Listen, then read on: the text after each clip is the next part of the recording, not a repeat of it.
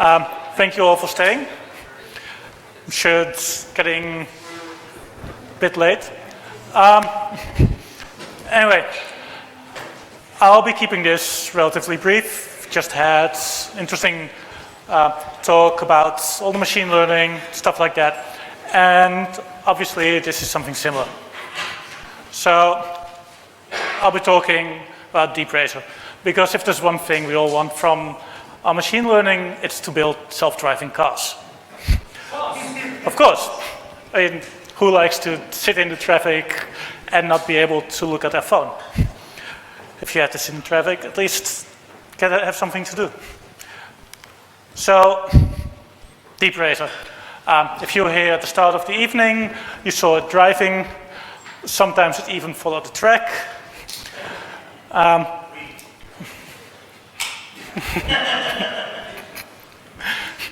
So, DeepRacer is a new toy from AWS that they basically released to promote the reinforcement learning capabilities of SageMaker. Now, I'm not going to give you the whole intro on SageMaker. John took care of that, so that saved a lot of my time. But basically, DeepRacer allows you to have an easy experience to get started, to learn how it works, and build something that's fun. And while crashing your car all the time might not be the best fun, it is very funny when somebody else does it. So, let me first talk a bit about reinforcement learning. So this is basically a way of training your AI models. And basically, it's very straightforward. It's the same way you might train a child or a pet, things like that. You tell them to start doing something. If they do it well, you give them a cookie. If they don't do it well, you don't give them anything.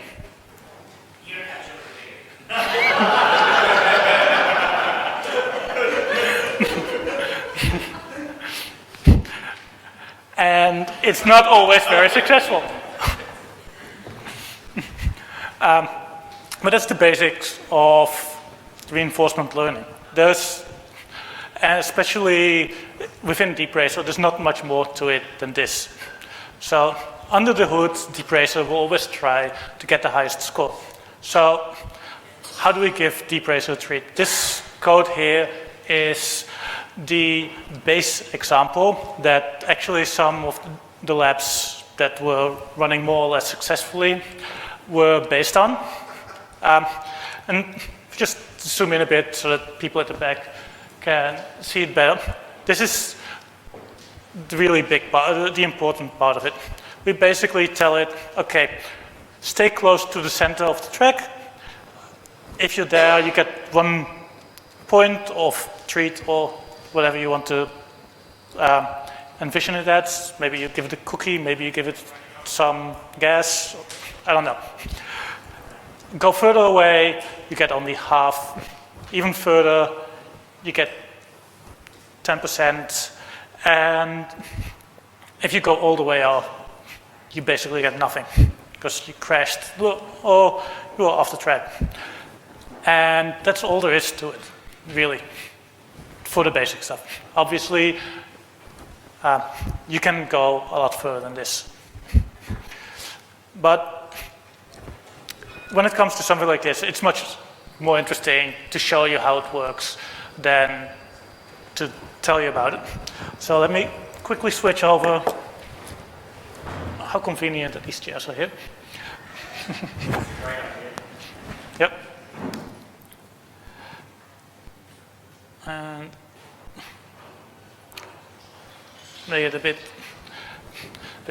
So when you go into the DeepRacer console, which is just one of the services for AWS DeepRacer, it's only available in US East 1, but this is one service where nobody cares where it is, because it's not like the car is suddenly going to drive on the right side of the road.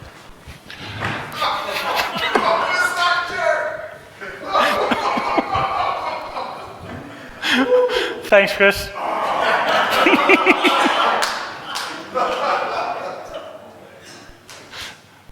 Okay. So how do you get started? It's real simple. You create a model. The first time you do it, you have to press a button here for some account resources. This is all the things it needs to actually get started. It will create a special VPC, some IAM roles, and an S3 bucket to put stuff in. You also see here that it sets up a RoboMaker simulation application. That's because what it actually does under the hood is use RoboMaker to simulate the virtual track. So the track we had out earlier, these are all virtually available as well for it to train on.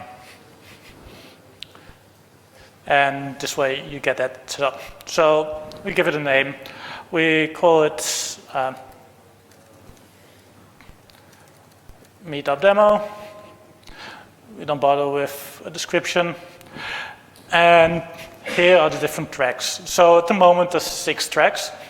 reInvent 2018 is the original one, as when it was announced at reInvent, and it's also the track we have here. So if you want to train a model for next month, that is the track to use. I'm pretty sure that, I don't know, but at the DeepRacer nights, they'll probably have the same track as well. So it's good to be for that. But if you want to train your track on something more complex, there's a lot of options. And also there is a virtual league as well, where you can submit your models, and I believe that also gives you a chance to win prizes if your models do best. And that is why there are extra models. So this one here is the one for the virtual race going on at the moment, the virtual league. But we'll just pick reInvent 2018. The action space here is the first thing you can configure, but in all honesty, leave it. Until you get really down to the details, this is not something you want to concern yourself with. It is literally some that you can make changes to how the car can interpret what you're doing. Obviously, you might want to increase the maximum speed. On the other hand, that might also cause your car to go off the track. Here we have the reward function. So there are a couple of examples here that you can. This is the one I showed earlier. Basic, follow the middle of the road type thing. A couple others, defend zigzag. You can try them out, but the important part is, of course, that you build your own thing. You've got a number of variables that you can use as well. That one's not the one. Which range from, all the tracks have certain markers along the way. So you can say, okay, how far am I from the next marker? Or how far am I actually from the closest marker, which might be behind you. So you don't always want to aim at the marker. There's a whole bunch of options to modify how and where you go. And then there's the hyperparameters. As there's a lot of this is similar to what John mentioned before with the epochs. The learning rate is also as in how much will it remember from previous models, because you can clone an existing model and build from there. So you can improve on models you've built in the past. And there's a lot of other things. More details you can go through. Again, if you're just starting out, just ignore this for now. It's black magic, yes. Here, the other thing is the stop conditions. Unlike in John's example, this can run for a maximum of 8 hours. So you give it time for training between 5 minutes and 8 hours.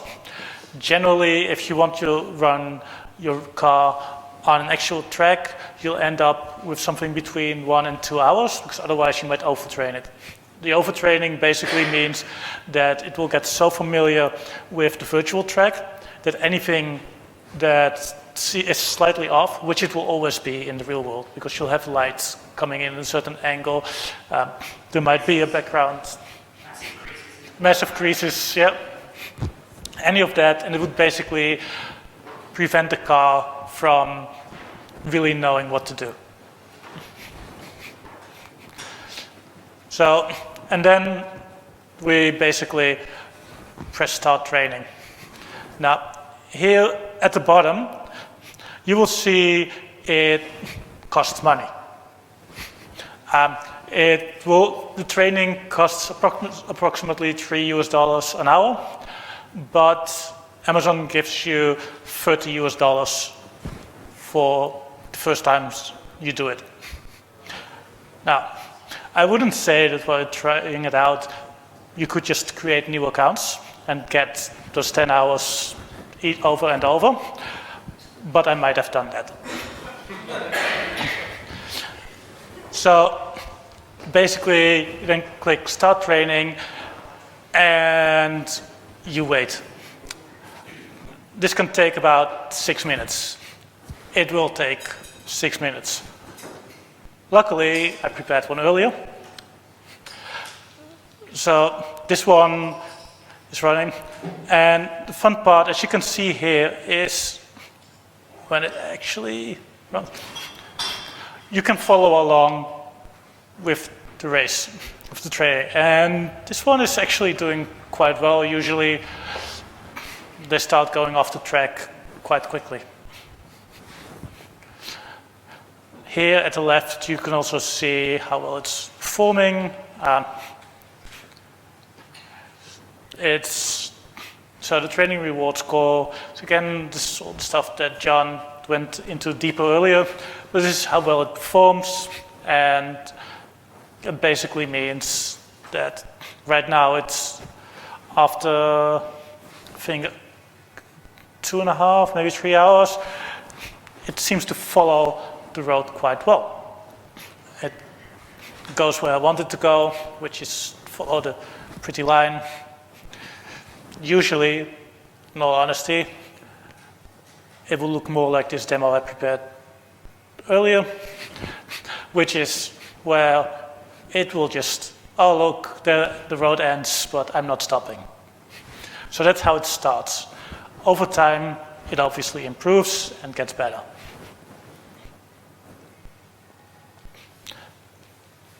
Now, once you've had your training, you need to evaluate how well it actually does. Again, this is a matter of, here we see training evaluation, how it did. You can't watch the stream while it's, after it's done. It's really purely a live stream. But afterwards, you can press start evaluation, and you don't have to evaluate how it performs on the same track as you train it on. So for fun, we could say, let's use this AWS track, which seems to be designed to completely mess up any training your car does. We'll start evaluation, and again, you will see it will take about 3 minutes. So one tip, before you actually start training and evaluating your models, think about what you're building. It's not a very iterative process. If you have to wait an hour and a half, 2 hours to actually see how well it performs, you can't just go back and forward and say, no, let's try this little tweak.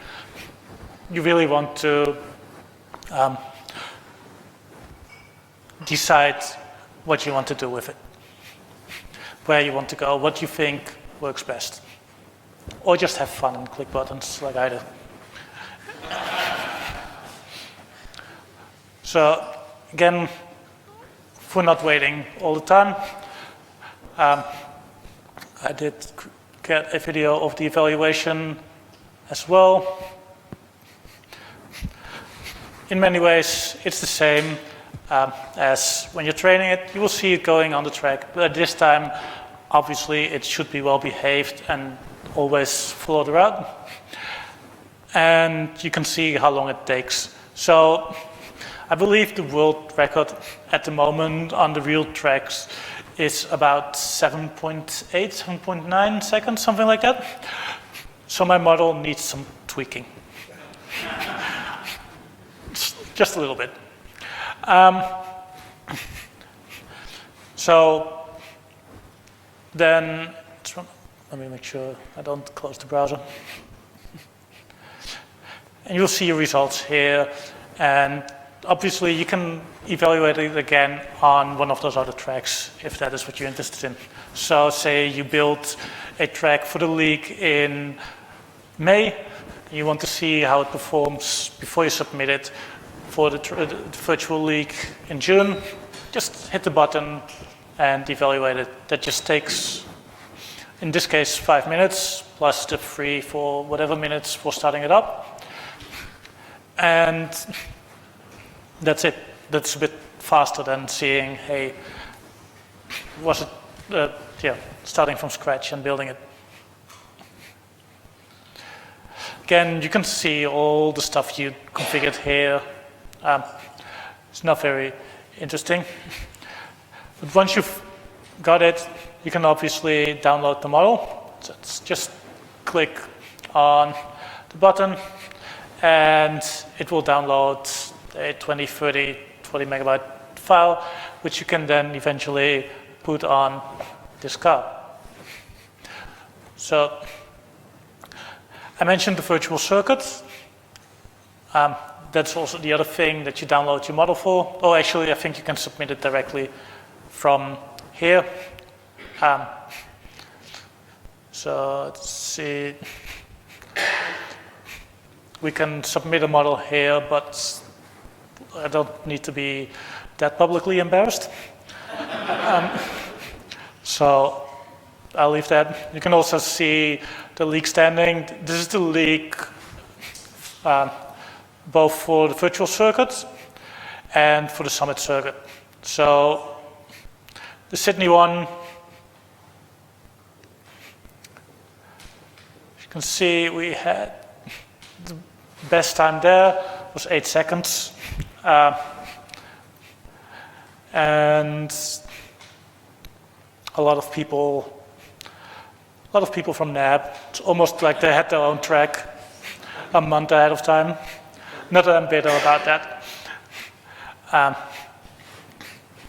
So, is that? Of course, the last thing I'll point at is how do you then actually put stuff on model? As you can see, this is the car. Yes, you can wave, you can see yourself on TV. Woo, great. No, sorry, Greg, we're not looking at you. Here, you can select the model or upload a previously downloaded model. So I'm really here just on the IP address of the machine. So you don't need an internet connection or anything like this. And once you've loaded the model into the machine, it will run through it. It will use the camera here at the front and basically translate that into 160 by 160 black and white images, which is not quite the same as you saw in the training sessions, but that is what it gets translated to on the machine. So, which is why you could theoretically build your own tracks just with some duct tape and things like that. Do it on the ground at your home. If you have a 45 square meters space that nobody else in the house is using, you can do that.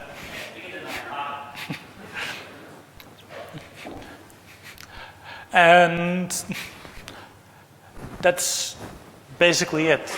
You can easily train your models. You can, it's easy to get started with. As I said, just use an existing account you have, create a new account. It's quick, like I said. I have one just for this demo. And that way it doesn't cost you much. So, anything else? I'm happy to take some questions.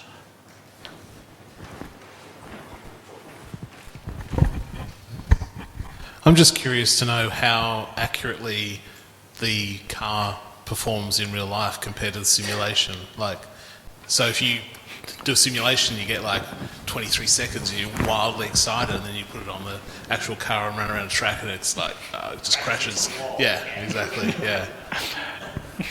Yeah, so it does not perform quite as well as on the virtual track. In real life, you may have noticed also that we don't actually have self-driving cars yet out on the streets. That's because real life is a little bit more difficult and has more things in the way. And real life is just basically more disappointing in every regard. Oh, but come on, you all agree with me, right? I don't want to go into your life choices, guy. My question was more, when do we get DeepRacer into pedestrian avoidance and putting a value on a human life? That was released sometime in the early 90s, I believe. It was called Carmageddon. So I guess my question is almost very similar. Have we heard anything about maybe when we'll see, different lighting situations, other obstacles, creases in the virtual environment? No, I haven't heard anything about it. As far as I know, it's just real life is going to be, the virtual world is awesome and everybody should live in there. Until, as Rob said, we get Sumerian people inserted. If you have the space, we might also be open to renting our track out too if you want to practice. Can we buy them yet in Australia, or is it like the Deep Lens where it'll be used to publicise a lot of stuff and we'll never be able to buy it here? I actually looked this up and I meant to mention it. The cars themselves, they should go on sale on the 7th of July. I don't know about shipping to Australia, but there's always drop things. Ozpost even offers something like that you can have it delivered there and then they ship it through for you.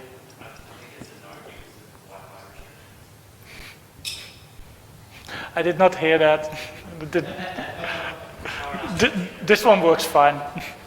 Although that said, when I got this one at reInvent, we had to transport the batteries inside separately. You're supposed to. No one told me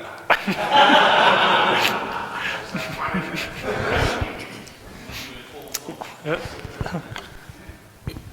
Is there a way to take the to train this model separately on SageMaker itself rather than via this and feedback, like different video feeds? Yes, there is. Before the console went GA, they released on AWS Labs, on the GitHub AWS Labs, they released the SageMaker templates. They are still there, you can still use them. And as was said, I'm a man, we had that before the console went GA, and it's possible to do. Didn't they change all of the variables since then? But so where that will correlate is when you take the SageMaker to the car, it will have less correlation than one from the consoles of the car. Okay. So you will need to adjust for that as well. Yeah. Cool. Any more questions, guys? That said, I don't think it will make any difference price-wise, but you will be able to do a lot more with it. Yeah.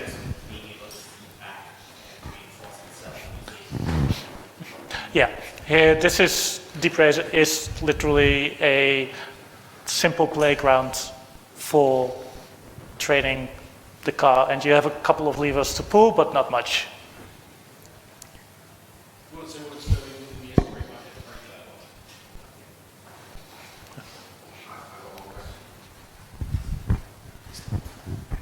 My question is actually for the audience. Ooh.